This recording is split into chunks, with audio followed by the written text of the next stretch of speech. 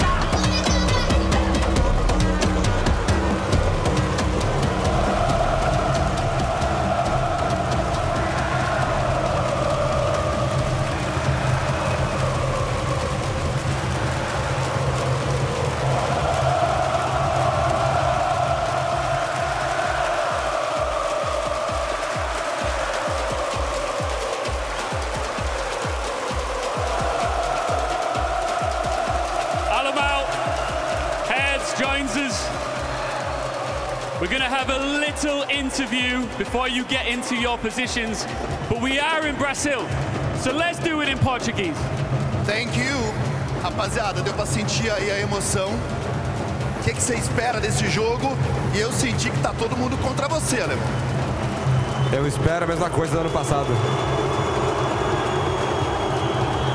Ele disse que espera a mesma coisa do ano passado, quando vocês foram derrotados. Com essa line aqui, ele nunca ganhou de nós e não vai ser diferente hoje. Wait, can we talk about the tweet? Yes. Okay. For those watching at home, Heads tweeted this. Last time I faced Alamau, he talked too much. When he got to the game, he went into shock and put his tail between his legs. He said, respect your father. Alamau, just before you answer that in Portuguese, what's your response in English? Yes. So, I saw a post from W7M that Herds was teaching how to win the Six Invitational. I don't think he can teach that.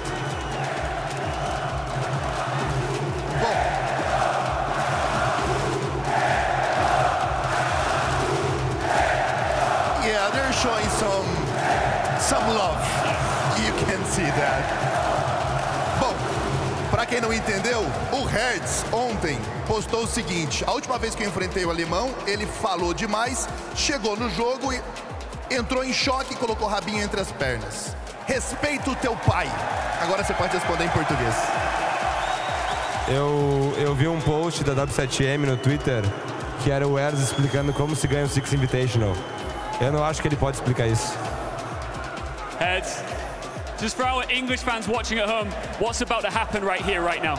Não fala inglês, eles vão ser amassados hoje, é isso. He just said, I don't speak English, but they're gonna get smashed today here. Okay, just before we let you sit down, I want to try one thing. I'm going to point at each one. Can you just let them know, right? Okay, let's do it. You ready? E aí, Hertz, rapaziada?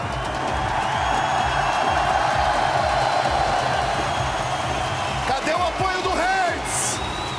Alemão! All right, guys, this is huge. You know what's up for grabs here. Please go and take your positions and get ready for this one. Okay, shake hands. Oh, you can feel the energy. You can feel the tension.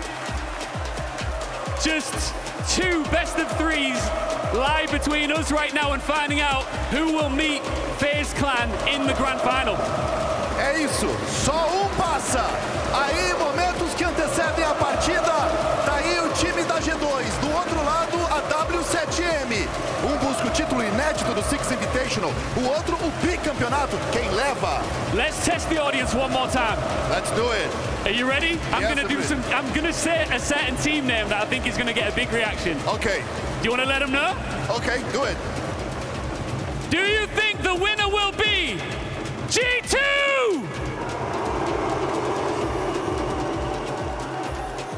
Vocês acham que quem vence é a W7M de Ibirapuera?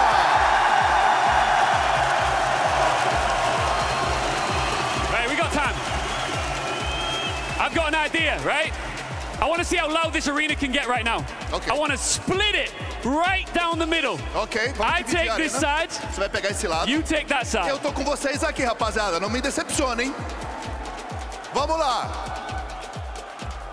Are you ready? You want to start? My side. Ok, your side. Seu lado, seu lado. Vamos fazer barulho!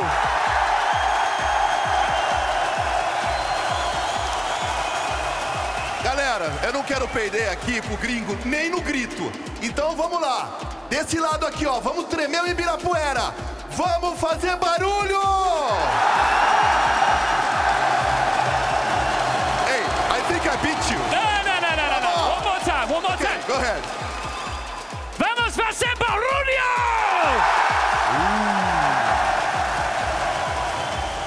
Ok. Ó, respira. Vamos lá, vamos bater no gringo agora. 3, 2, 1. Vamos fazer barulho! All right, here we go. One last idea. All together again. Oh, vamos todo mundo junto então para mostrar a força do Brasil. 3, 2, 1. Vamos fazer barulho! É o Six Invitational no ginásio do Ibirapuera, São Paulo, Brasil. I love Brazil. How do I say that in Portuguese? Eu amo o Brasil. Eu amo Brasil. Uma salva de palmas, a festa é de vocês. Vamos gritar, deixa eu sentir a atmosfera da arena. Como é que vai ser esse jogo, galera? All right, it is time to get into this one finally. The crowd is ready, the players are ready, and we've got 3 amazing casters ready to take you through this one. In Terra, Pengu, Fabian, let's have it! Thank you so very much. It is unbelievable to be sharing a stage with you and kind of you. What do you mean by that? Come on. There have never been more hammers on one casting desk than there is right now. Thank you for saying that, Fabian, because I agree with the same thing, yeah. I don't know if you're playing your own bingo game. Obviously, I can't encourage you to drink, but they've already talked about their hammers and we're only 20 seconds in. You're just jealous you don't have any, Parker. That's it. That's all we need to talk about. I mean, if it makes you feel, I guess technically not now because you've casted 2 SI Grand Finals now. Yeah. So I was going to say I've been involved in more of them than you, which is technically true. Yeah, and still you have no hammers. So technically you have lost every single grand final you casted. Go easy, Fabian. He was there to praise you last time when you won that 3rd hammer. He was the man to make that final call. You know, I haven't even rewatched it, so I wouldn't know. I was asking you to do the interview because of the sentimentality around it, and you wouldn't. But we're almost ready for our very first map. Let's load into Nighthaven.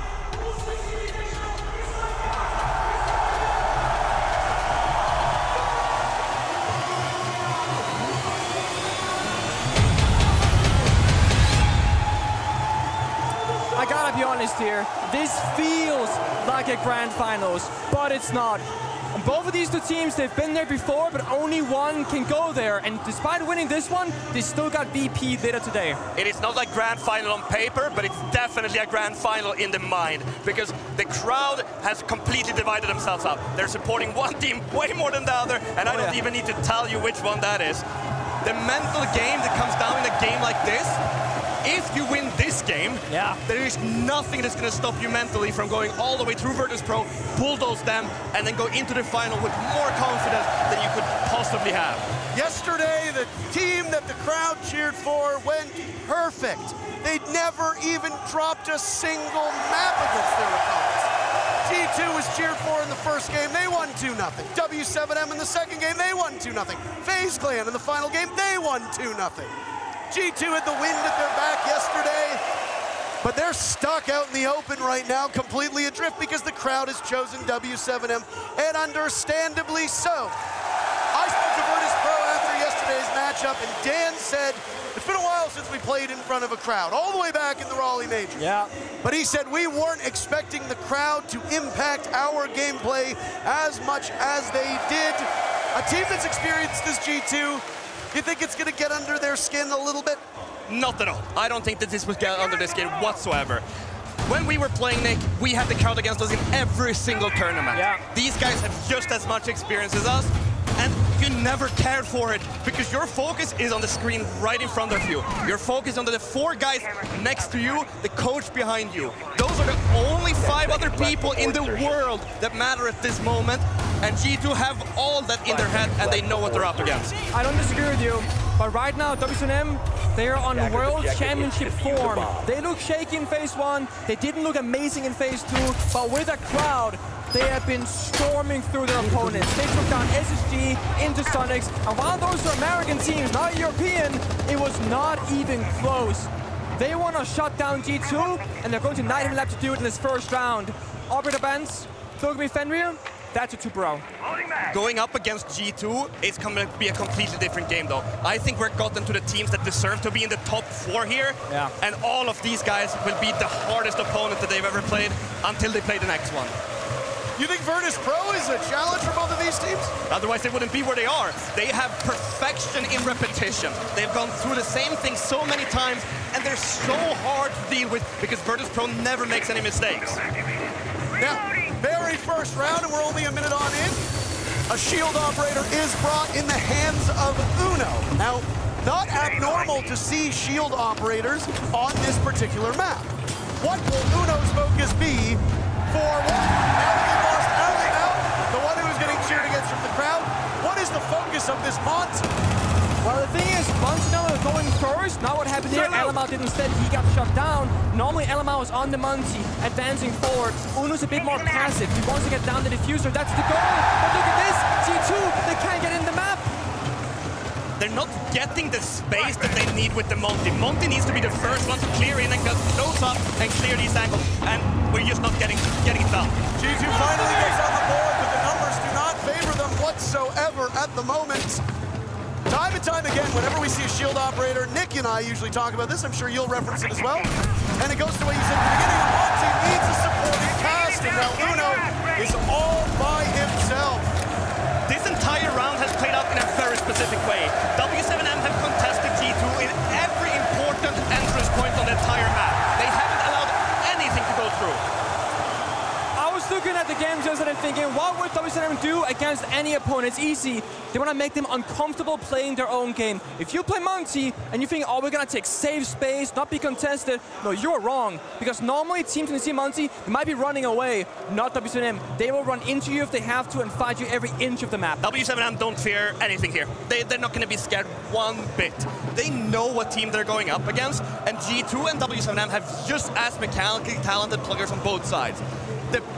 That addition with the Monty makes it so that you have one less good gun. Yeah. Which makes it into a 4 versus 5. Well, you have more information with the Monty, but you lose a great gun. Yeah. So W7M will have that advantage. But also there, they play so many levels here on the defense. Verticality, C4 goes out, entry denied towards T2, and then again the crossfire is being established. Mentally, Fabian said the crowd might not get to them, but if you have a game plan going into this T2, you get shut down the first round, and let's say the next couple of rounds, do you think that might have a bit of a shake-up on their mentality? You know what I want to see, and that is to look at Alemau's plays. Pay close attention if you're a viewer at home to Alemau and where he moves. Because what we saw in the first round here, he was alone, got picked off, and shut down immediately. Yeah. W7M, they have done their homework. They know how he's going to play. He is the main target. They talked about it on the desk. Alemau's mentals can be shut down. Yeah, we spoke so many times about the Brazilian ghost being shut down. I'm not so sure it has been just yet, because the teams that they have played, well, they lost against FaZe, which is a really good Brazilian team. Yeah. I don't think that Liquid kind of lived up to the Brazilian level that we were expecting of them. So this is the Brazilian ghost game in my eyes. Now, Nighthaven Labs is the least played map so far here at the Six Invitational, gentlemen. And as was pointed out by the desk, this is the first time in the team's history that w7m will go. So it's incumbent upon G2 to play their game because there's not going to be any counter-stratting going on. They're going to bring the shield operator again, but this time it'll be not Uno on him, but Ali Mao. In terms of bomb sites, we can get into them as they emerge. Right now, we are looking at that bottom floor bomb site right now, which often necessitates a linear execute. G2 get the very first pick. It's on the Philippe Hawks. The Mira is typically that first line of defense on that linear take, so losing her early is bad for w7m. What happens often when w7m lose an early member, they're not going to fall back again. It's about staying in it right now, not giving things up, because if you lose a player, fall back to bomb side, the round surely will be lost for defense. So instead, C4's down below, got those valve cameras, you see the roamers, the silhouettes, they're still sticking around. I thought there for a second that Dork was going to kill the Monty there, thinking he was a defender, but no, they just need to saying, we don't care about the roam, but we'll go downstairs to the side itself and try and simplify this attack. This is a very default take. They're going down into Exo, they have the main breach open outside. So this is a very, very default take that the G2 are doing right now. They have gotten really deep here, so let's see how this plays out. Ali Mao is hugging the bomb chassis at this time, and well, you need that supporting cast like we said. Well, let's go both ways. KZ eliminating Doki, Virtue falls as well. It's time to pull up the pistol. Beautiful play by Ali Mao. As now Benj is in the action, but he turns the wrong way, giving a free pick to w7m. Now it's Ali Mao with the pistol X, still to do more damage. He's all on his own. Second round in a row that Auntie is stranded by G2. I'm not sure if you agree, Fabian, but I feel like if you're G2 and you stall out, it's only gonna get worse. They got into default spot. It was the Element Monty, didn't have diffuser, and while they're kind of waiting around, people started falling apart because again, w7m, they closed that net. Yesterday, when G2 played, my biggest concern for them was that the attacks they were making had only one tempo, and it was high octane speed, Fast. like they just went at it. What we're seeing now is a very different G2. This G2 reminds me more of Dark Zero. They played slower than my grandmother. And my grandmother doesn't even play the game. So what we need to see from G2 is maybe go back to the roots, change up the tempo, because yesterday they only played fast, now they're only playing slow, swap that up between rounds, because we need to see something different. Pay close attention to the face cams when they go into the G2 team. Very close attention. Alamo's face, if he turns any whiter than his already, you know it's over. And this probably takes us back to the map veto, right? Because when you go C2 into Nighthaven Lab, and you don't know how you put in place it, all your strat work, your counter ability to see, okay, this is a weakness, we can go for this rush, these are the play positions, when you don't have this information, you gotta figure it out on the fly. This is the first time G2 will see w7m play this map, so it makes sense to play the Months because they don't know the layout of where they're gonna be playing at. It's just like, as you say, Nick, they have to figure everything out on the go. Maybe we'll see these first 2-3 rounds be a bit rough for G2, and then we'll see the improvement. But we don't know that we'll get there. So G2 is a good team at picking up what their opponents are doing. I mean, they wouldn't be world champions if they weren't. So I still believe in them, but there's so much more left to play for. We're 30 seconds into this round. What do you think the first half ought to look like for G2 to have a fighting chance? 4-2, yeah. 5-1, where is G2's? How many rounds does G2 need to win? At least 2. Yeah. Because both these teams are so proficient at attacking, and the way I look at w7m and their gameplays, they come up to an obstacle, they look at it, how do we pick this apart, and then they bulldoze it. They don't shy away from taking fights, they don't shy away from breaking strats, they will go for everything. Now there's some good intel work, as Doki gets baited in. The Monty of Uno did excellent scouting work there. KZ was picked apart, now finished off by Ali Mao. Virtue's traded off too. w7m, when they are at their best, they are merciless with trading numbers, always having somebody to refrag, and that is what we've seen so far through 2.5 rounds. Poor Hurts, he's stuck in the room right now, but does G2 know? Because right now, the castle back on the door, there we go, Monty spots it out. Verticality of Philippos down Bears. Impact, throwing up on the ceiling. Nate finding Benta. Again, G2 slightly stalling out, not advancing here. The important player actually is the dead one in w7m. Casey is giving so much information with these valve cameras, and then you have that aim like Hurts to back that up. Yeah. Wow. Ali Mao's last one alive for G2 with 1 minute to go.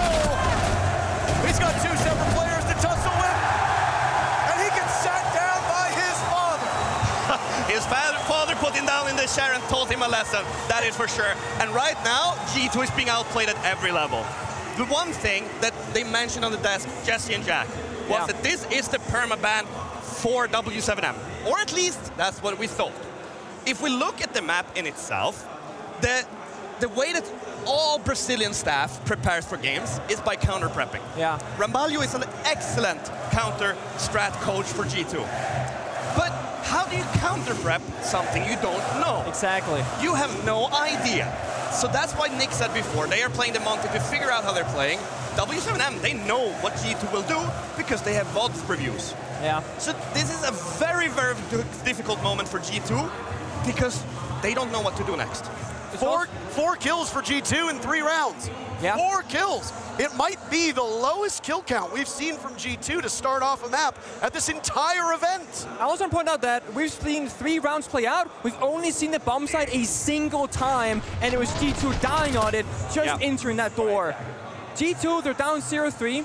They've actually called their tactical timeout. Likely, Fabian, like you mentioned, for the coach, Malo, to figure out, guys, what's going wrong? Talk about maybe leading into the basics.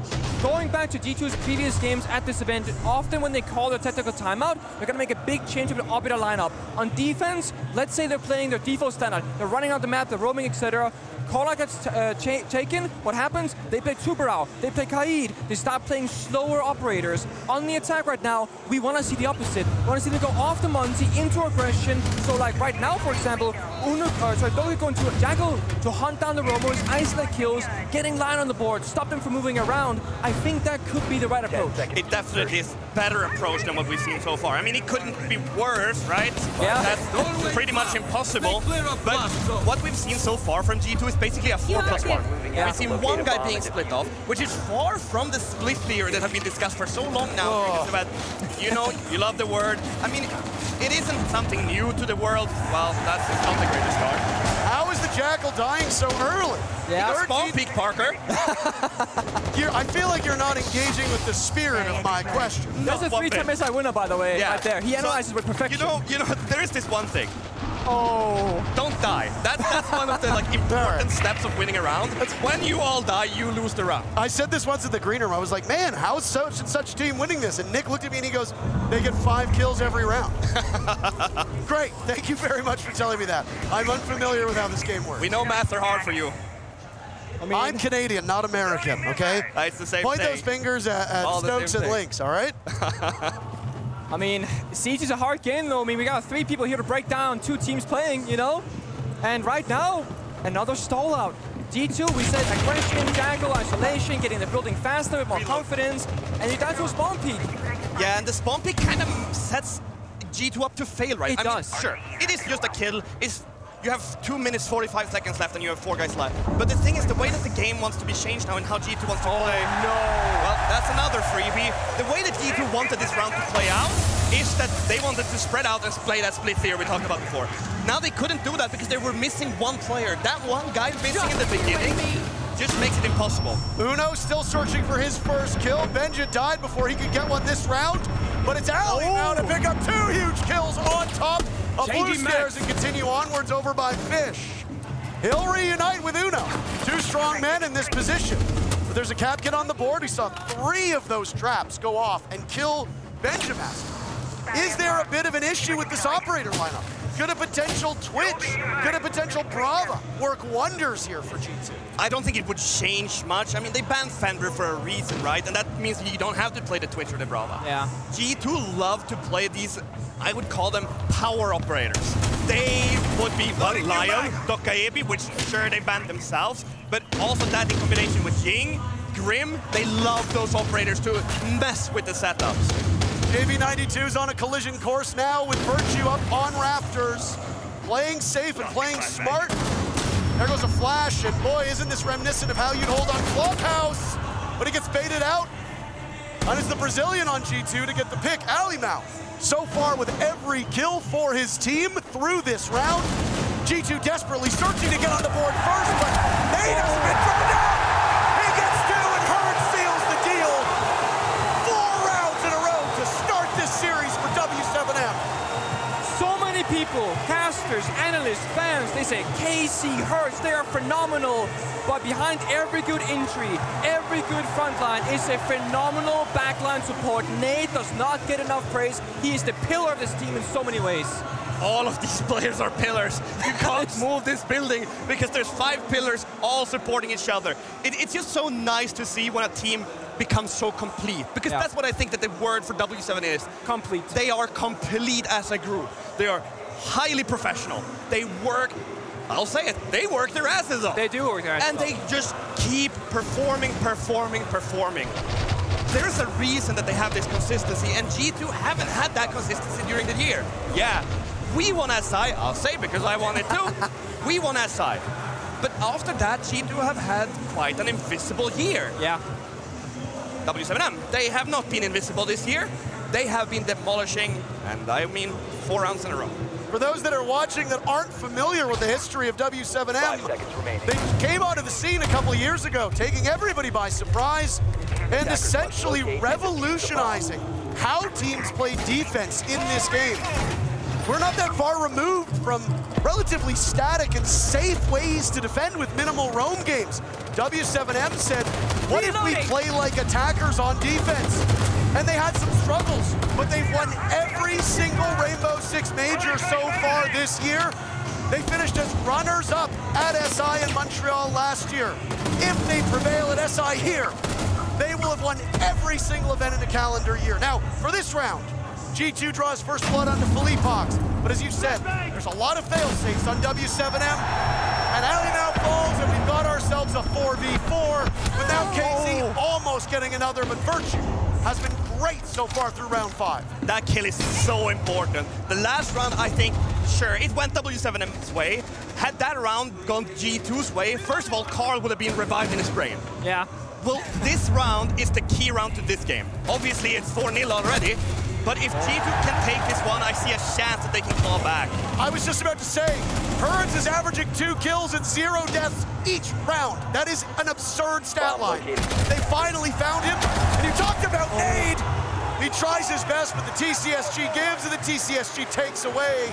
G2 gets on the board. They have 1 round so far.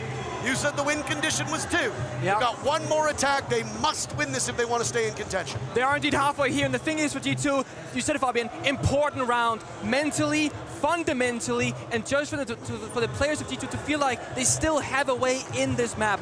If you're around 0-5, 0-6, you go in the other half, do you really believe you can make it back? Not necessarily. They need this round. They definitely need this round. I still think that they stand a chance, even if they don't get it. The chance will obviously be smaller. Yeah. That's just how maths work, luckily enough. Somehow I know some numbers. However, the entire way that G2 have changed up their playstyle since the timeout has been very important. G2 should have won the 4th round. They should have. Then we see impressive plays by W7m. So I think that we're looking at potentially another G2 round win, but just looking at how they've changed their play, is they've spread out now. Now they're not going 1, or like they're not going 4 guys plus 1. I like the flexibility that we've seen from W7m. Not only do they jostle their players on different operators, but they jostle the operators as well. Nade now bringing a Frost. This entire setup is very specifically a Brazilian one. If you look at the setup with reinforcements on the 2nd floor meeting, you'll see that they have reinforced everything towards the staircase. That is for retake purposes. They want G2 to come above, do all this vertical play. The shield is blocking them from taking the staircase, and then what they want to try to do is retake above. And that's just one way of playing Brazilian style. We don't see much from Mai or much Jaeger these days because of the nade nerf. Now they're doing something specific with it. They managed to map through and get it down on the KZ, who looks at the point of no return. I don't know if he's crawling to give intel or what. Maybe to the waiting arms of Philippox. You gotta hurry. Philippox managing to get KZ back up. What is it? Oh, they keep it off the door as well. So again, utility be used here. More defensive side out for them, forcing G2 to problem solve utility-wise for the first time in this series. Because for now, they're not running at their opponents. They're sitting back behind shields in safety. I think this strat, G2 knows what they're up against. They have seen this before. Just looking at the way that they're approaching it and the way they're picking it apart, they definitely know what they're doing. So this seems to be like G2 is starting to get understanding of how to play this game against w7m. G2 have also dropped the Monty and gone with more guns, but KZ's back from the dead. Virtue runs head first into him. KZ has a good idea as to where the Nomad is in, but the swing is ill-advised. Not much of a challenge for Doki on that engagement. We're at the halfway point of this round, and Philippox is the next one there. Kiva barrier, stopping his vision, but impacts will go out. Herd's on the board to take off Benja in this round. There go the Candelas from Uno. G2 want to increase the tempo. Still over a minute to go, and they're finding kills. Doki in particular with both for G2. He inches ever closer to this bomb site. G2 have basically brute forced this top floor take. You see that the Ying is just Uno and Ying throwing Candelas into kitchen and then rotating out. They really want top floor here. Doki still had some air jabs in back pocket, but he will now engage in that area as explosions go off to take away some of the cover for w7m. Nay, who has been fantastic so far, watches his luck runs out. Doki single-handedly keeping G2 in this round. JB92 trying to tear strips off of a crossbody onto Alamau. Now around, but Doki's got all four. What a way to silence the home crowd and silence this w7m team. Then a steal around with an ace. But there's two players in contention from G2 looking for that final kill. Herds, as we've seen, has been phenomenal. Very low time left, very low time. They might run out of time here and start making mistakes. Herds could absolutely pick up both, but he gets thrown out. Doki has intel. Uno walking right in. Herds with one, they line up. It's a game of keep away for the final 10 seconds. Doki will attempt the plant to bait Herds out of his position. On drone, Herds getting ever closer. Doki up! An ace denied! 5 rounds for the first half. Herds breaks double digits and w7m look fucking invincible. What worries me a lot, G2 gets a quad kill, still do not manage to close out that round. You cannot let quad kills be uncapitalized because you cannot afford to have players' performances shine that much and not get something done with it. You need to trust your team. That was not a team effort, it was a Doki effort. Yeah, I was gonna say in that final 2 versus 1, if you look at the health bars, Doki was very low in health and fighting all those players early on. Uno, I believe, had full health. Yep. Yet it's Uno who baits for Doki, when it should be the other way around. Sure, Doki got the 4K, but it comes down to the 2v1. Send in the guy with 1 health first. Yep. He will die. Give Uno a fair 1 versus 1. Because look at this. Uno goes first. He dies to a headshot. Doki is 1 HP. You don't gotta hit the head. This pre-fire, there's no way you lose one bullet in the body. That's all he needed. All he needed. And it's not a fair fight. I mean, it's a zombie. So no matter what, it's not a fair fight. No, it's not. I mean, we spoke earlier about how like G2, they know this setup, they can problem solve it. But the way the round started was still puzzling to me. Virtue sprinting in through a door, it's kind of dying with no backup. Back to my previous point about looking at the face cams. I think even more now than before, pay attention to them. If Carl looks like a ghost, I think he's already mentally checked out. Because that's the issue I had with him. He could check out. I think Romalio has a better connection with Carl than I ever did. So I think that Romalio has an easier way to get him back. And I hope for their sake that they can do that between the maps if this continues going like it is. But I don't know. One name that has really not been mentioned is Benja. 0 kills. Yeah. 0 kills. We haven't been saying his name at all. How much of this falls on him? Because you've been thrusting blame onto Alamau. But Alamau's at least been holding his own in these gunfights. So when you're the in-game leader and you shut down or you stop calling or you turn white as it goes, that emotion is spread to everybody in your team. Yeah. Everybody will feel the fear. Everybody will feel the negative emotions in the air. You know they're there. They just won't be mentioned. Right. Someone needs to call him back to this. And sure, Benja's performance is helping Carl getting there. So it's like, well, obviously it's some symbiotic relationship where everyone is dependent on everyone. So Benny needs to step up his fragging. Most likely Carl has to step up his calling. Well, he's 0-6 now, Fabian, so that's what happened for this round. Doki, though, fighting very hard in these moments to try and find these opening kills. And he got one this time around. Stupid mistakes. Stupid mistakes like that Nitro cell missing. And it's freebies for w7m. Yeah, G2 are overreacting to everything that they're doing and just giving them the freebies. Benny needs to step up. Doki's overreacting, over-aggression. That's his biggest mistakes. Like, he has issues with not having the discipline, and they're just stepping right over. How do you beat them? Exactly. How do you beat w7m at this point? It's all up to the only Brazilian. This is a cakewalk for w7m. I I don't even have words for this. It just looks so one-sided. Last night, after the game between Sonics and w7m, Grixer did an interview talking about how he felt about the game and why he thought they lost. And he said they couldn't find their balance for Sonics to play passive, play aggressive, because nothing worked against w7m. And you try and find your stride in the server, right? You go in with a game plan. Let's play the Monty. Let's take it nice and slow, isolate members. You play Monty the first round, Uno tries, Element tries, shut down immediately. You call a tactical timeout after losing 0-4. You change things around. You go more on the offense, but now that offense as well is also getting punished. I don't know if you saw that first kill that Hertz got. It was a wall bang straight into the head. So when you have that talent in combination with, well, let's put it, pure luck. Yeah. You're a very, very hard side to stop. Then again, at this level, you make your own luck. He's shooting back because they're shooting at him. Yeah. He's just seeing tracers through the wall. He pops a bullet towards where he should be.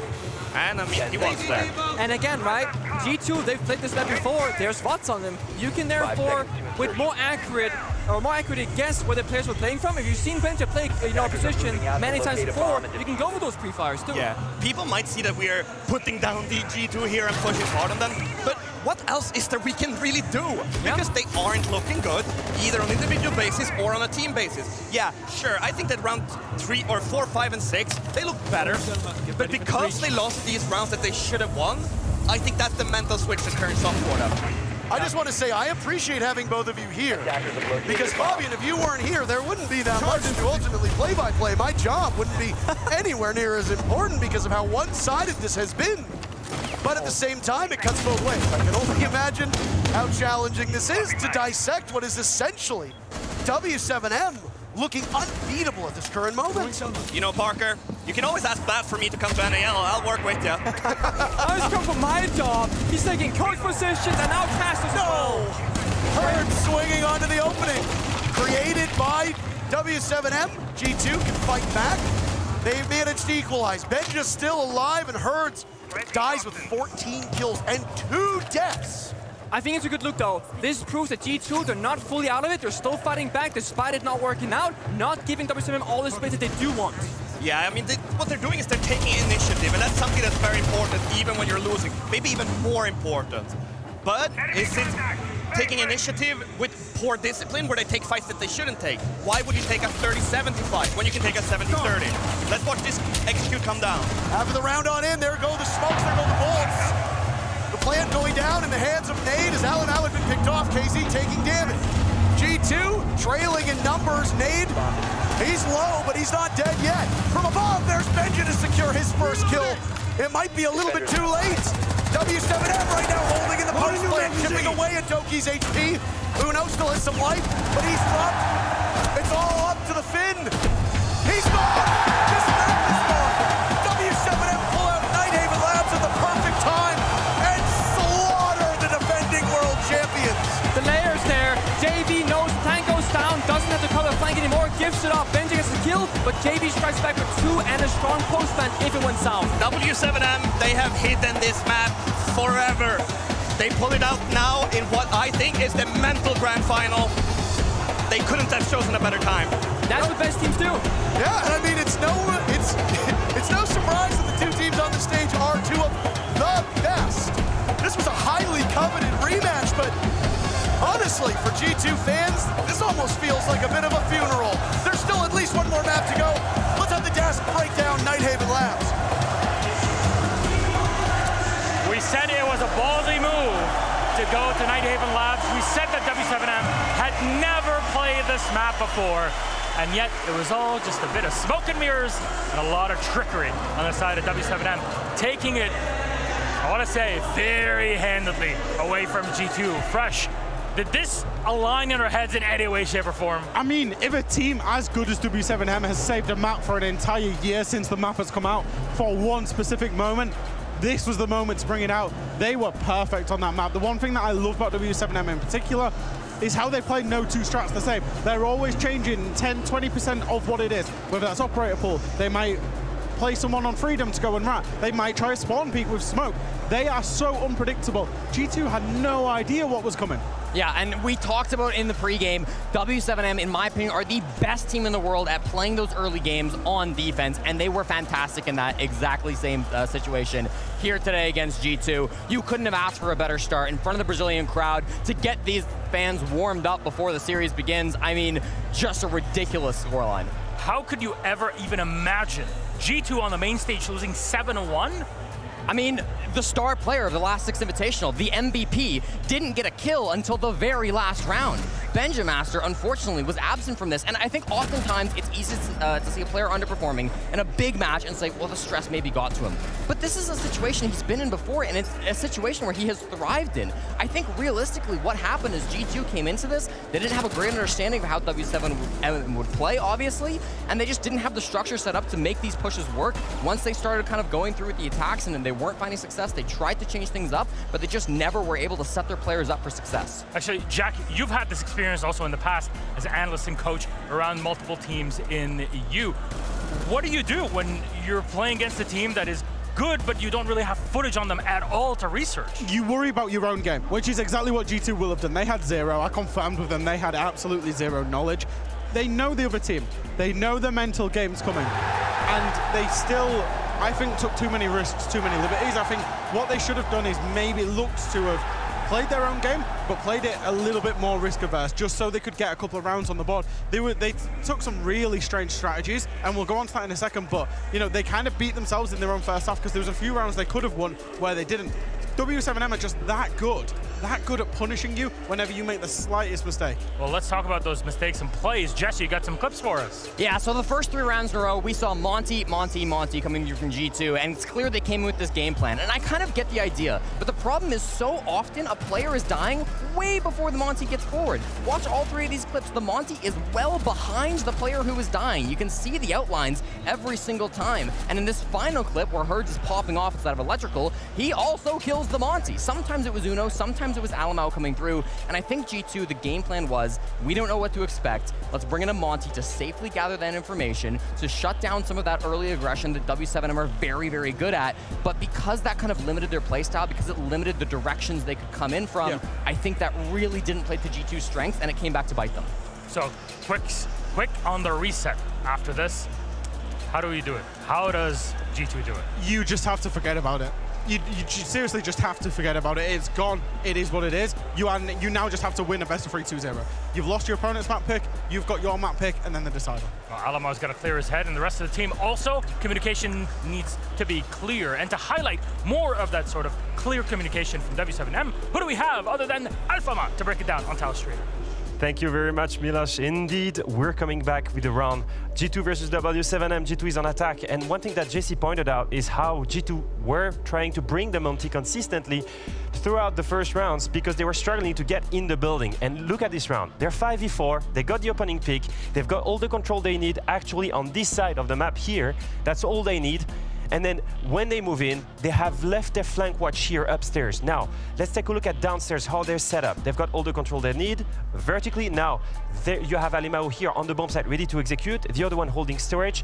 Let's take a look at how W7M is aggressing all together at the same time. You've got Hertz here picking a wallbang. At the same time, Nade is picking through the mirror window. The flank watch has to go down. He's getting picked up by aggression as well.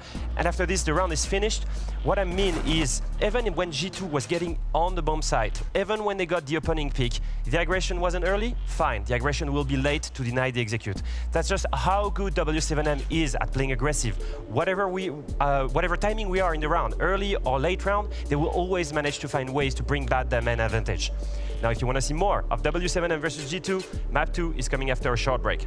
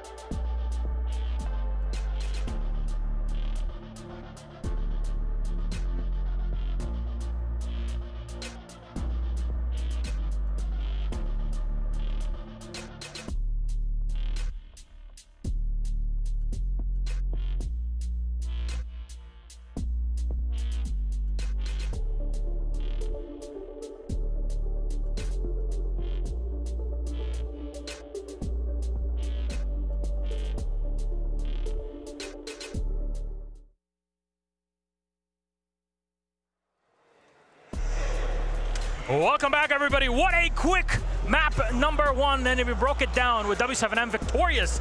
Reminder, every single team that has been cheered on by this massive Brazilian crowd, and we're still not even noon, by the way, here in Brazil, has won.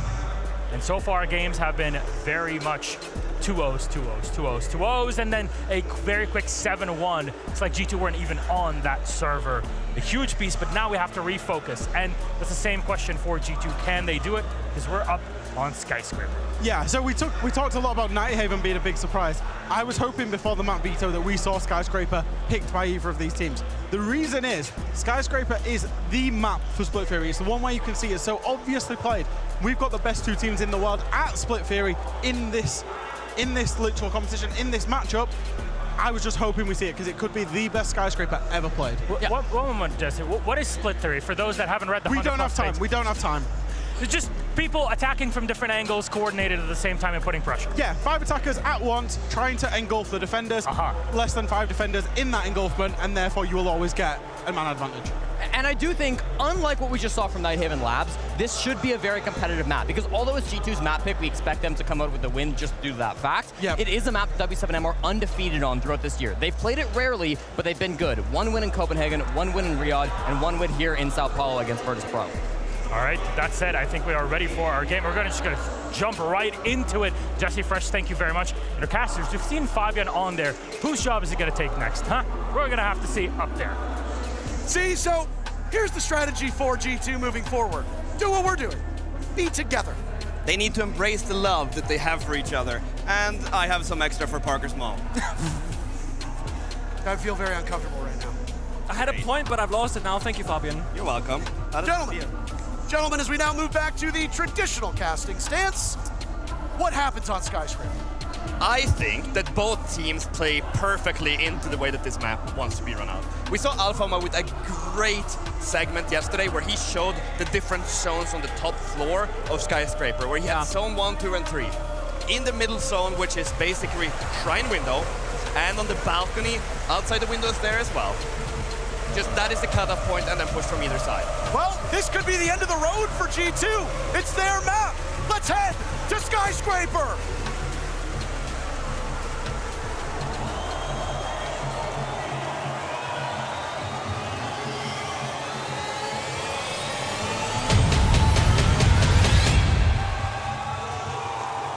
I honestly think the first 2 or 3 rounds might define the future of G2 in this series. We say, look at their face cams, their mentality, the crowd's against him. They're against each other right now, not playing together. Benja not finding the scoreboard to the very final round, getting 1 kill. The desk said, Super Benja, Super Doki. They did not really show up, despite Doki having a single round. They need to find their footing in the first 3 rounds here for G2. They definitely do. And look what side w7m starts on. That is where it's very rough, especially Skyscraper. Even before the defender-sided meta, it was very defender-heavy. Now we're seeing a Ying ban that makes a ton of sense from w7m. Again, G2 always wants to play these power operators. Ying is their primarily one on Skyscraper. So the ban makes so much sense. You mentioned it yourself, the side that w7m begins on. Skyscraper. The most defender-sided map at this event. 70% of all rounds played on this map have been won by the defenders. Every single bomb site is defender-sided. There is no reprieve, no oasis for the attackers to find. We've spoken already about how Brazilian staff is counter-stratters. This map, w7m have so much footage of G2. G2 have again banned the same operator, as they usually do. So there is nothing new, because we've seen plenty of games where G2 banned Thermite, and they are playing Skyscraper.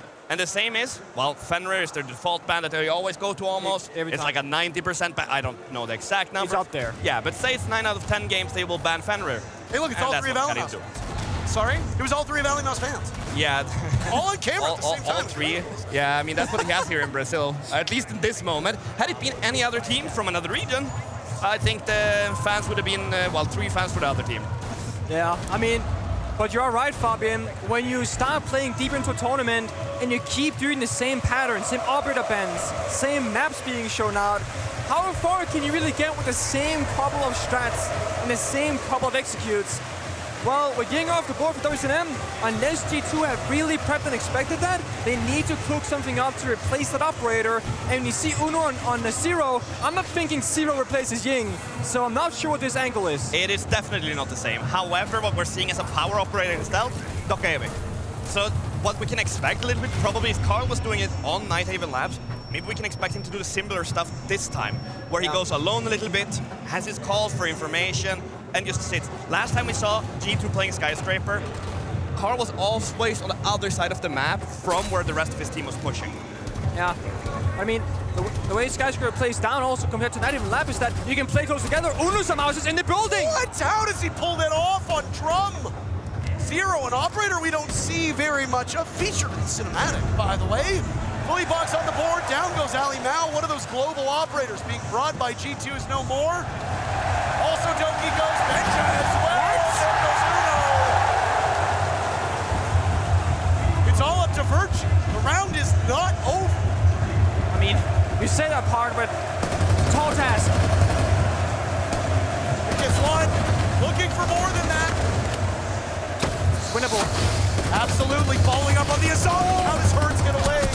Virtue, though, running out of bullets, picks himself back up. But w7m, like clockwork, they pick up where they left off in map number 1. I mean, Zero was the answer for the opening. Uno got the 2K, but where was the backup? Where was the follow-through for G2? I don't even have words for that round, because that round is strategically won as soon as Uno found that Exactly. gap. And this is the way that both teams want to play. They want to find gaps and abuse those gaps. G2 managed that amazingly through Uno, and then it seems like everything just collapsed around him. And I think the w7m took all the aggressive peaks, regained the manpower advantage. G2 tried to help up and try to refrag their players, but it just wasn't possible. Yeah, it looks like Uno just went for a play either not communicating it, or maybe he did, but no one followed up, because we see three are roam clearing, while Uno's hitting the bomb site. So we can say split theory, you have players across the entire map, but if Uno finds that double kill and communicates it, which we know from playing with Uno, he tends to be a very vocal player, there's a misconnect somewhere where people aren't following through from G2's side. Genuinely, the only thing G2 had to do that round was sit still. Yeah. Stop everything you're doing. Yeah. You have 2 kills. Uno's in the middle of the building. Sit outside, hold the angles. They're gonna come to you. They will come to you. And now again, I mean, they did. Hertz hit an incredible shot on the guy outside the office breach. So we can't say anything there. But give that to them. Like, let go of that. You don't need anything. You have the manpower advantage. Go together, push as a group, and just run over them as a manpower advantage. They didn't do that. But this might go back to the future of Nighthaven Lab, where you try one thing, it doesn't work. You say, it doesn't work either. And now Doki-san inside the building again, alone. This looks exactly like when w7m debuted onto the pro scene. They're everywhere, all over the map, all at once. But this isn't on w7m. What is Doki doing? He's just walking in. Where are the drones? Sure, they want to play the split theory and come everywhere and nowhere. But you need to at least have some support. You cannot allow yourself, when you're in this negative momentum that G2 is in right now, to just walk in and die. KZ being lit up on this engagement now. No logic bombs remain, so the global operator in Tokabi is no more, but neither is Ali Mao. Monty being brought religiously by G2 on both maps, but ultimately not being particularly useful. Now a Nitro Cell will go out through Geisha window. Intel from G2 that somebody's in this part of the map, but they cannot find the scoreboard right now. w7m are playing with their food. Herd swinging, finally a kill from G2. Half the round to go for Virtue and Uno to work together to continue to narrow this gap. It's ridiculous. Reload. I've not seen G2 locked out of this from the building, from the bomb site, the roam clear. They don't have any gaps to find. Uno will try up a staircase, but again, w7m, they've left the area. They know they got the kills. Now they're gonna play the clock, fall back, set up those crossfires and play together and make G2 problem solve every step of the way. Do you guys still think I still have the power to take a timeout? No, you absolutely don't, but G2 might need it after this round. Uno's got a bead, though, on one of the defenders. Playing on stairs as KZ's retreated into gold. This is not a karaoke and T-bomb site. It's on the other side of this top floor. But right now, G2 is getting bogged down in finding these players offsite. They're just looking for free picks here so they can get some momentum back in the round. W7m is just too experienced, too disciplined to give them that. And I mean, look at this. No intel, and they're going to herald their advance, and W7m is having 2 unanswered kills, and W7m starts off this map 2-0. I'll be very surprised if Ramalho does not take the time out now. They look very bleak. They look individually like they're just making moves to make moves. Yeah. There doesn't seem to be a reasoning behind it or intelligent decision-making. It seems like a very emotional response to the first round. I mean, you can simplify this pretty saying also and say like, okay, so we're in gold ranked, right? Because we're not really seeing what we expect from these players right now, and you're right, Fabian. Ramalho will call it, take a timeout, and I think it's smart because when you're down 0-2, you have time to work with, and you need to find some rounds on the attack, despite this being defender favored. Yeah, I have questions about Ramalho because I don't know him well enough as a coach. Because of what I do know, however, is that he's a very strategical coach. Yeah. The question is that what they need at this moment? I don't know if he has the keys to unlock this team right now. I think, and I'll be brutally honest, Ramalho is a better coach than I ever was. The way what he brings to that team fits way better into the group of players that they have. But I don't know if he has what it takes to pull them back from this. Because now is motivation time. Yeah. G2 cannot change the way they're playing because they're not playing as a team at all. They just need to, first of all, start playing as a team, and then make moves. I always say that when you're down, motivation has to come from someone else. Yeah. When we were down, Fabian, in 2018, granted, that was a long time ago, I did not believe that we were going to make a comeback. But backstage, my leader at the time, which was you told me, we're going to go out there, we're going to win. If Ramalho doesn't have that experience, because he wasn't the player himself, he might not see the angle. Guys, come on, we got this. No, we did it last year, yada, yada, yada. If I may, in one of the most watched documentaries in our esport, there was a certain line that you said backstage 10 seconds to left come back against EG in the most historic match we've ever had. It might include some profanity, but do you remember? I have no idea. You don't remember? Do you remember? Say it, and say it proud. All right. Fabian, do you want to fucking lose? No, I don't. So let's go out there and show them how it's fucking done. And that's what they need. They need to get this job done. And it's not looking much like they can. Let's see what they have to bring back, because I hope for everybody who is viewing and all the fans in this arena that we get a better game than what we've had so far. With these two teams competing, we've earned a better match than this. Obviously, the fans are very happy. But this is not close at all at the moment, and I agree with both of you. After getting shell-shocked on map 1, your mental is chopped. How do you reset? Because there are some times where you get to this level, the difference between the top teams is so small, so minute, that the mental game is what sets you apart. And right now, G2 is not just losing in-game, but they're also losing that mental game. This round, not a great start. Doki picked off by a Nitro Cell in Geisha. Things are the same. I'm not super worried just yet. So we know this map. Okay, I am worried, but not. I don't think that it's gone just yet. So one thing that I want to pay attention to is before the game, when we saw the face cams again, Carl was actually smiling. Alema was smiling. That is such an important first step. We know this map is very defender favored. Yeah. 0-2 down, it's not uncommon on Skyscraper. The way they have played have been poor. Oh my! Speaking of the way that they've played, Earth is putting on one of the best matches we've seen from him in a long, long time. What did he finish? 14-2 on the very first map. Only good enough for that kill that we saw early on in this round, but still 6 kills to his name through 3 rounds. He's been averaging 2 kills a round for the entirety of this series. That was one duo from Brazil, Paulo and Ness, that we spoke very highly of. We're nearing this era where Hertz and KC, they're that new duo shutting down every single team's entries, regardless of how they play the game. It's just G2 doesn't stand a chance in the gunfights. No.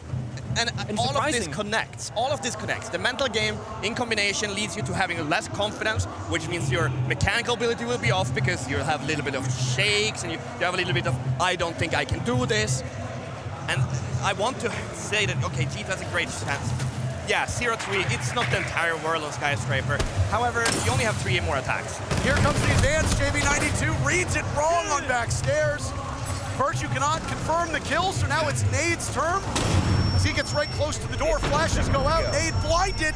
Philippox tackling Benjamaster. Uno down in the hatch, but he's the only one still standing. Virtue eliminated by Nade, and now it's Philippox to get the final kill. W7M, what will slow them down? G2 have 0 answers. I feel like the easiest way to describe w7m is that nothing comes for free. If you get a kill with C2, they will trade it back. You get some max map space, you lose half your drone utility. You do some damage, well, you lose 4 flashbangs. It does not matter what you do against them, they will always take something from you as well. It is never a fair trade, it is never a fair deal. Man. Now, I was just sent a particular tweet that I think is semi-pertinent to what you two gentlemen just talked about. And it's from a guy whose name is Goga. Oh. You might know him. Yeah. Who is it? You won a couple world championships. Oh, that guy. Googie, yeah. Oh. Goga, and the reason why this was sent to me is because Goga perfectly aligns with what you just said, Fabian. If Fabian was still the coach of G2, Goga says, this would be the moment that he would be screaming, wake up. And that's when any comeback would happen. And I really do think it plays to what you said. It's not necessarily strategy that's bogging G2 down, it's a mental game. Yeah, they have definitely bogged their heads in, otherwise it wouldn't be this. I would say it is one-sided. We don't need to stand here and lie to the people watching and pretend that this game is close, because it's not. They need to wake up. And I would add the F word in between there somewhere a few times. There was an F word in the tweet, but we've already used 3 so far. Yeah, those. You know, and none of them have been by me. That's incredible, isn't it? Yeah, that's the biggest surprise here, isn't it? They just need to have something. They need to have that snap. And from working with Carl, I know he doesn't scream like that. They know that Doki taking up space on those back stairs will get smoked off. Barbed wire at the bottom as well, as Philippox has his own shotgun to deal with Doki. He has to govern multiple angles. Doki decides that there's a potential way in for him underneath. There's a hatch that he can slingshot through as well. In Philippox, this smoke was used on back staircase, very difficult, so many micro decisions, when to swing, where to throw out those toxic babes, etc., stalling for time, and because Philippox stays alive and doesn't overexpose himself, well, G2, they're actually rotating around this attack because they think they can take that area of the map. But this is very good, because we're actually seeing a reasonable response from G2. We're seeing a logical response. Yeah. You can't take it? Okay, give it up.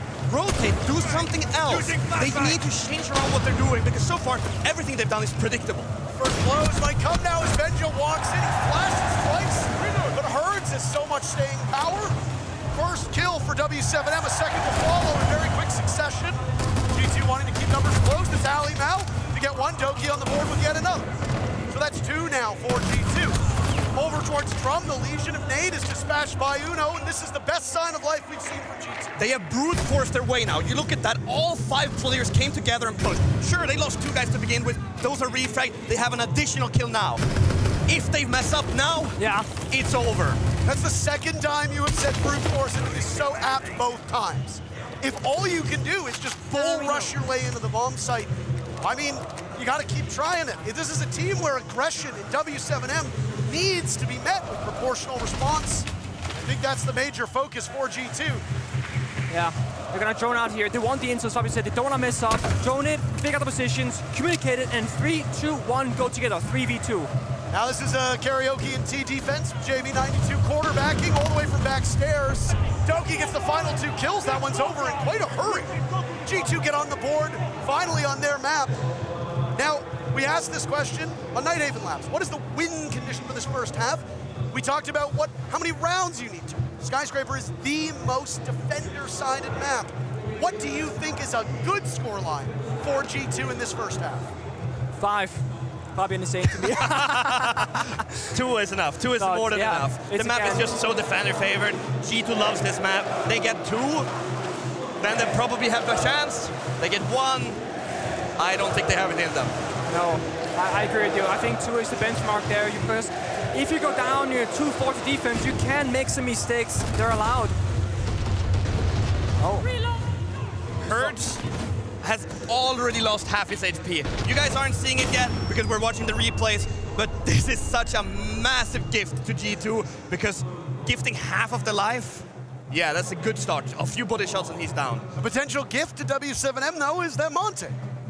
Ali Mao will go on the shield operator. That, gentlemen, you're the experts. I don't think we have seen much from that operator in terms of success. No. And I hate to sound like a broken record, but it's a terrible start from Benja again. Yeah. He got no kills in the first half of Nighthaven Labs. He is about to do the same thing here on Skyscraper. 0 and 4 on entry. You know, we spoke about Goga earlier, and this reminds me of his scorelines in the Grand Final. Oh, he was there for you, and you backstabbed him. Yeah. I mean... Oh, there's nothing but love for him. But yeah, the Monty hasn't... Well... I mean, I was going to say, I like the Monty because you can put 4 guns behind him and just go through the map, but again and again and again, they don't have 4 guns behind the Monty. Either Doki or now Virtue will fall early, Benja 0 kills, they don't have the firepower. What is happening to these Monty plays? Logic bombs go out, Benja finally gets on the board. Doki's there as well, but KZ holds true with JV92, not far removed as backup. And they'll retreat over towards Dragon, plugging the way with Kiba barriers to keep themselves a little bit safe. Doki down below, 1 logic bomb remaining.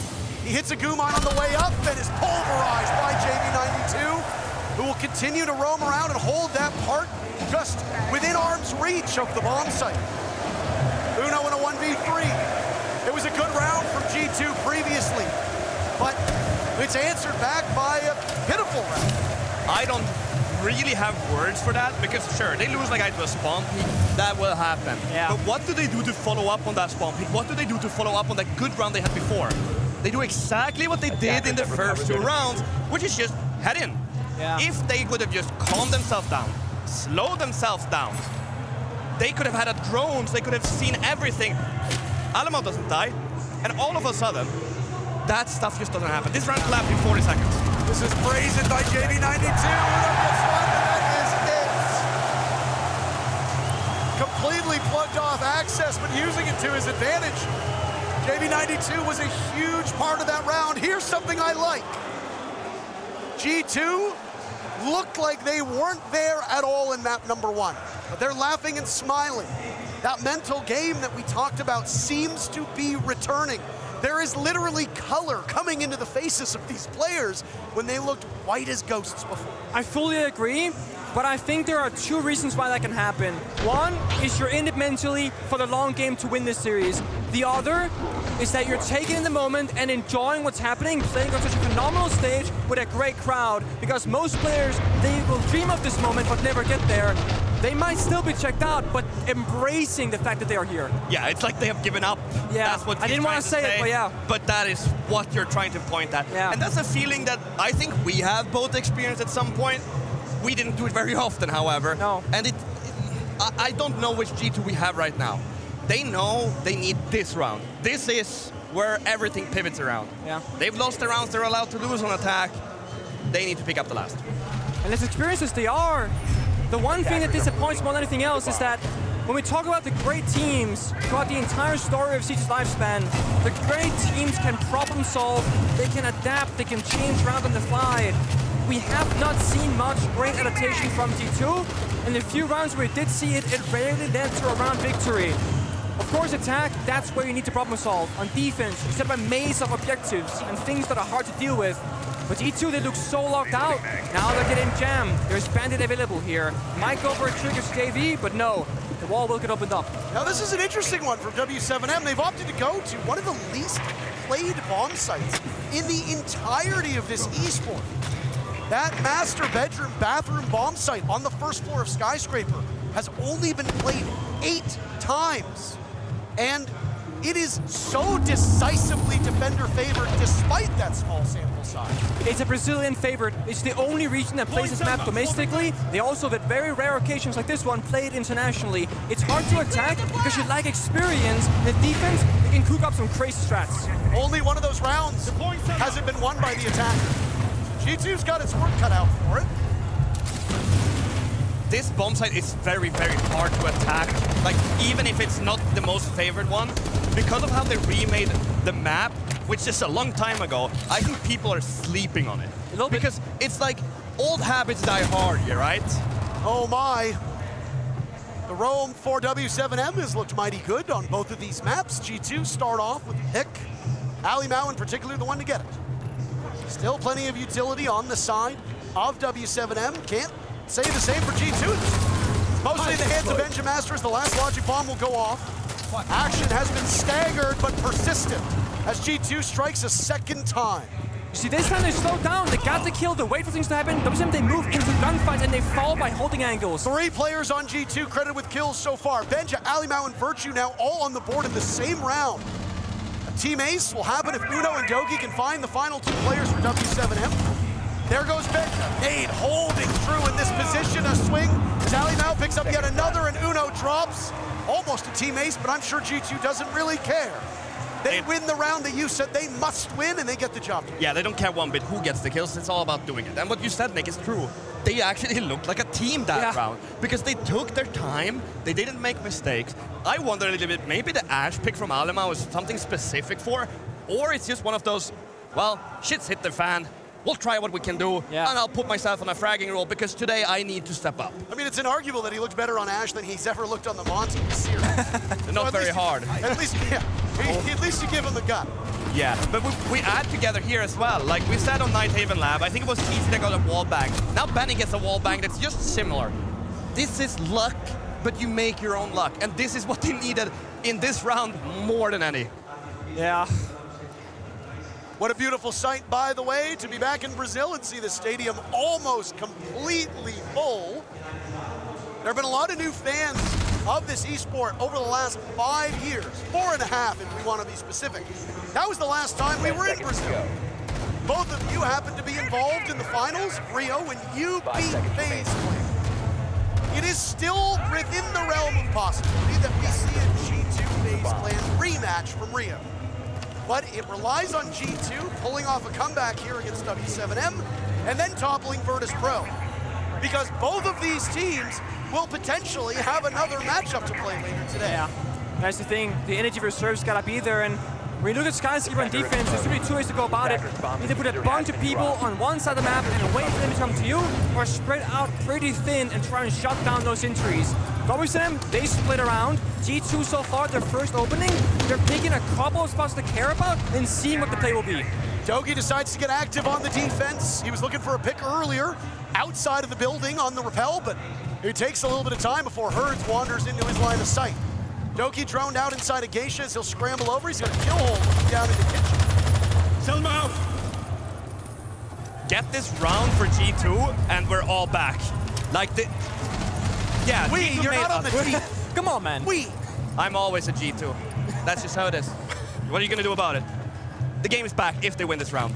But even if G2 have made all of these mistakes, well, they have all the time in the world to recover from them now. Yep. And the defender-favored side, or like the map in itself is so defender-favored, they kind of can let W7M still be in control of the game.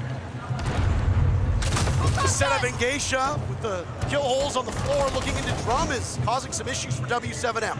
Doki has not relinquished control of Geisha, but oh my! All of G2 are now getting out of this portion of the map. Now all of a sudden, W7M have full control over Karaoke and team. Yeah, it's a very clear win condition, right? You hold the map, you get that kill, 2 kills in fact, and you've burned over half the round. You don't need to care about the extension anymore. You got what you wanted. Now you play 5 versus 3 near the bomb side and help each other as a team again. Yeah, they had triggers for falling back. That's what they had. They had either time kills or drones. That's usually what it used to be. Drones probably have fallen off in favor for time and kills. So they had an idea, they gave it up, and now they set up crossfires here on Dragon. That's going to be very, very hard for W7M to pick apart. Only 3 drones remaining for W7M. They have a good inclination as to where they are. KZ gets faded in, but KZ is just so phenomenal. G2 knew they wanted 2 players to tackle this fight, and both of them are gone. W7M perfectly punishing that off the backs of KZ's gunplay. And it's gunplay winning it right now for the Brazilian team. But G2's got a couple tricks up their sleeve. Benja will need to clutch out against the final 2 from W7M. Everything looked good for G2. But Benja will have to cover 2 separate areas as he gets walked down by KZ. A magnificent mid-round for W7M. I don't even have words for what W7M just did, because I don't think that was a W7M win. I think that was a G2 loss. Because, yeah, they had a perfect setup. Genuinely, they had the perfect setup. Then they lose 2 players playing aggressive in Dragon, Doki and Virtue. Neither one of them gets Casey. That guy needs to die. There's no excuses. And I think this plays into nerves. Then for some reason, Alemão, he also peeks into Dragon. Yeah. Let them have it if they get the first 2 kills. Yeah, I mean, you look at that, right? There's 3 stages to that round. The first stage that you have on defense, the roam that we saw with the gap to 2 kills. Great. We fall back to second stage, Dragon. The third stage is the bomb side. You don't have to die in this position of Dragon. You can play what Benj is playing, for example. But it comes down to a 2v1, we're thinking, oh, let's go for a plan that's safe, guys. He's all the way back behind the desk.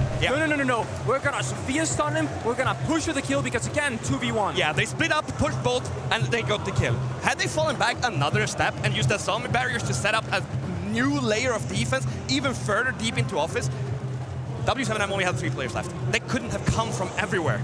Yeah, and no drones. You can calculate with the communication where they will come from. And it just seemed that they set up perfectly, and then the nerves struck.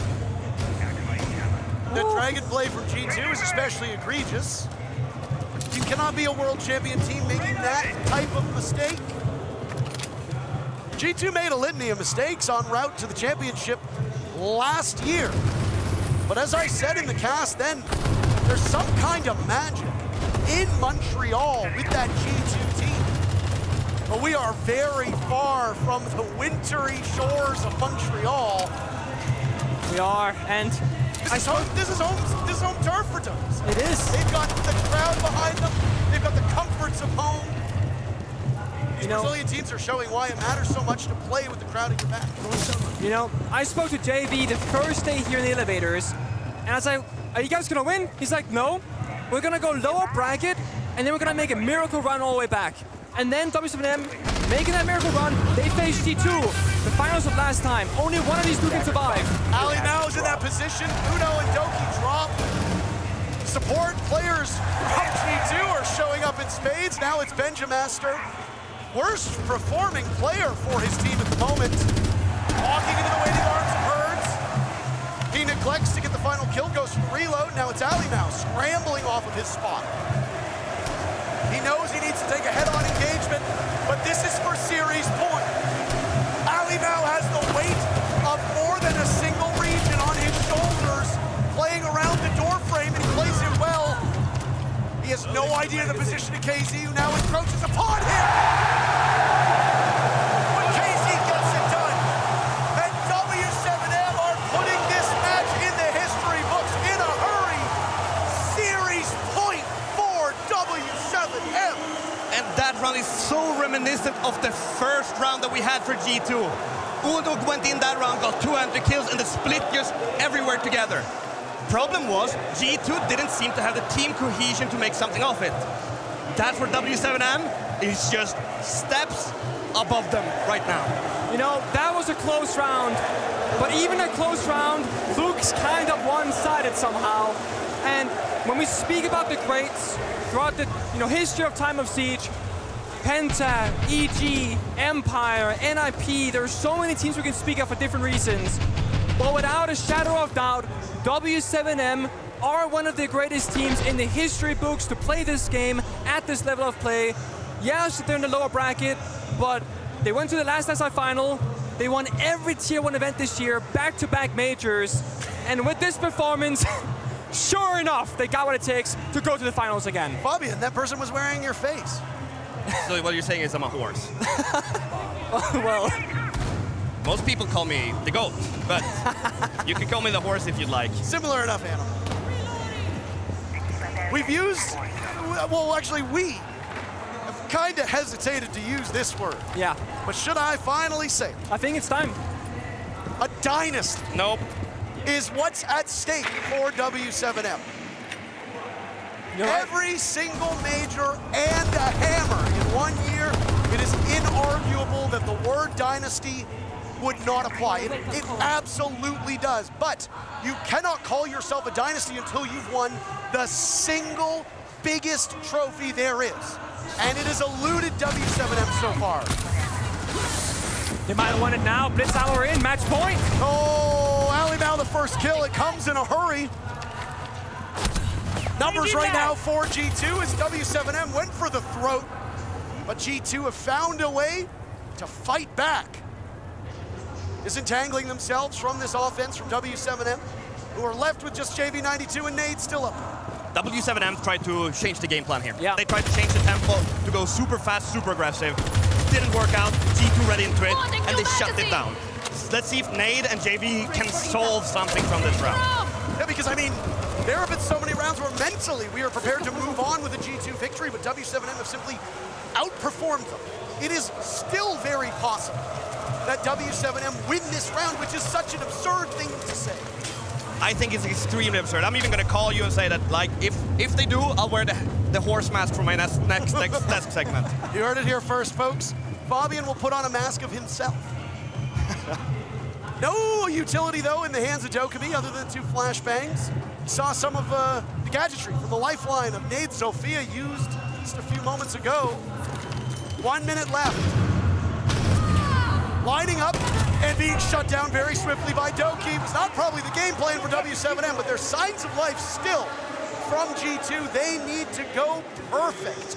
And the thing is, you might say, oh, if you're up winning and, you know, the way you played before was working out for w7m, why change things around when you're match point? Well, it's all about the game of mentality, catching your opponent by surprise. Who's gonna go for a side rush on match point, right? Well, w7m are. And even if it doesn't work out, what's the worst that can happen? You're up 6-3. You can throw around, you can take that risk because you've built yourself such a big lead. So far, w7m have definitely been in the driver's seat for this game. Yes. And they showed that with that rush. They showed that no matter what we do, we are in control, and we are the ones deciding how this game will end. G2 will feel like they stand a chance here, and I think that they do. Yeah. I mean, I'm not going to count them out until they're out. They're world champions for a reason. The map is so defender favored on every single bomb site.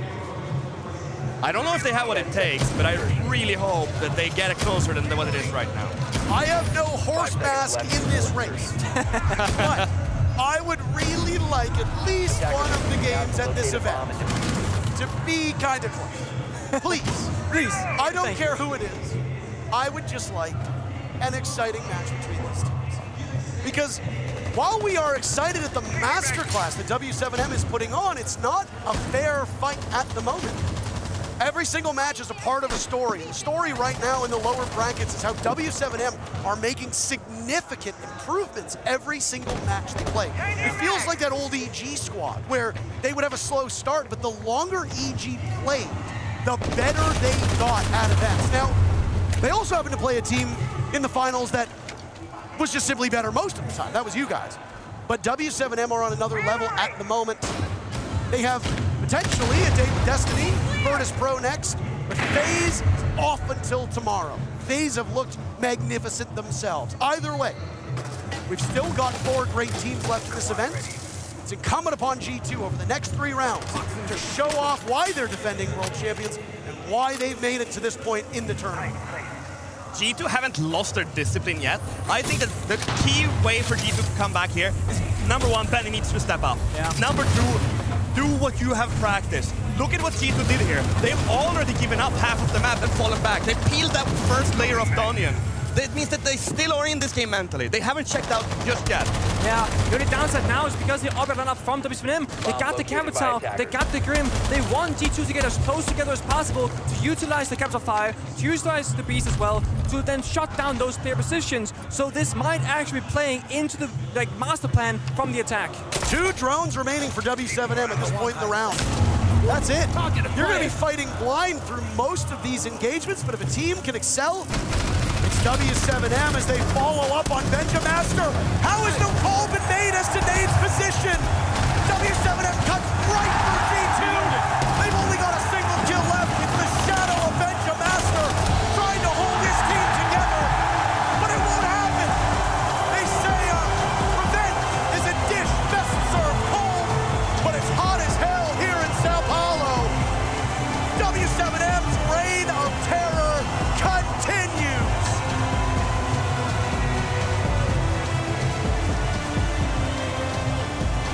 And what a way to do it. Yeah, there are many great teams in this event, but a big storyline is G2. w7m, they will take them down, send them home, make them watch from the fan crowd as they might take the hammer. But before they face the finalists of FaZe, they still got BP ahead of them.